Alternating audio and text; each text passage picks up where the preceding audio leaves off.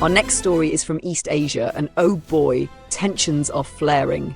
Japan and China are now locked in a new war of words. What began with a statement in Tokyo has now snowballed into a full-blown diplomatic standoff. The issue? Taiwan. What happens if China attacks Taiwan?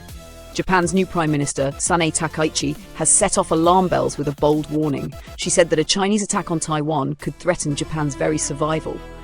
That's huge. Those words mark a major shift in Tokyo's security stance, a break from the careful, often cautious tone of past leaders. In the past, Japanese prime ministers avoided even mentioning Taiwan directly. But this time, Takaichi chose to spell it out. And Beijing? Oh, Beijing was not pleased. China slammed her statement as wrongful and dangerous, lodging a strong protest with Tokyo. Then, things got ugly online. A Chinese diplomat went rogue and posted a threat on social media. The message, the dirty neck that sticks itself in, must be cut off. It was shocking, and it sparked outrage in Japan. Tokyo called the post extremely inappropriate and demanded a full explanation from Beijing. And now, the situation has only escalated. A new diplomatic storm is brewing in East Asia. Japan and China are facing off, and the flashpoint is Taiwan. So, here's what happened. Prime Minister Takaichi was answering questions in Parliament. When asked how Japan would respond to a possible Chinese attack on Taiwan, she dropped the line that shook the room. She said such an attack could amount to a survival-threatening situation for Japan. Now, that phrase isn't just talk, it carries legal force. Under a 2015 defense law, Japan can deploy its self-defense forces in limited cases of collective defense, even if Japan itself isn't directly attacked. That's a big deal.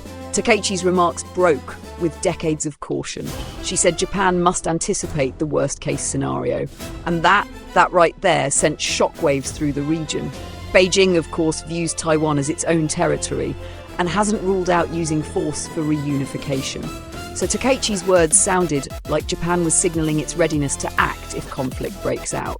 Then came November 8th. China's Consul General in Osaka posted that chilling line, "The dirty neck that sticks itself in must be cut off." The post was later deleted, but by then the damage was done. Japanese officials were furious. By November 10th, Tokyo had filed a formal protest. Japan's government said the remark was extremely inappropriate. It also reaffirmed its One China policy, while emphasizing that peace in the Taiwan Strait is vital for global security. Meanwhile, China's foreign ministry fired back, calling Takaichi's words wrongful and dangerous. They confirmed formal protests had been made to Tokyo and accused Japan of sending wrong signals to Taiwan. Even more surprising, Beijing defended the Osaka diplomat's post, brushing it off as a personal response. Taiwan didn't stay quiet either. Its foreign ministry said China's wolf warrior diplomacy had crossed the line.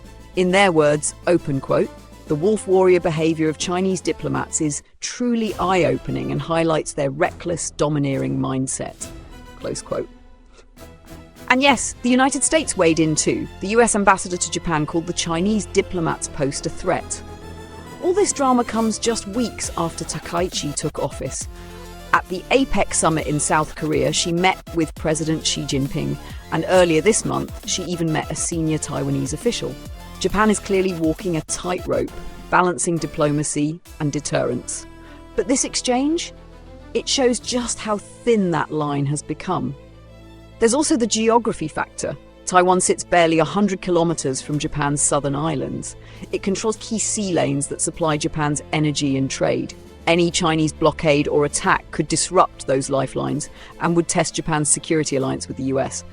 The exchange may fade diplomatically, sure, but it's exposed something deeper, how even one remark can test the limits of Japan-China relations. Want the facts? The latest developments? News that cuts through the noise? Stay tuned and stay sharp with Quest News, where our quest for the truth never ends.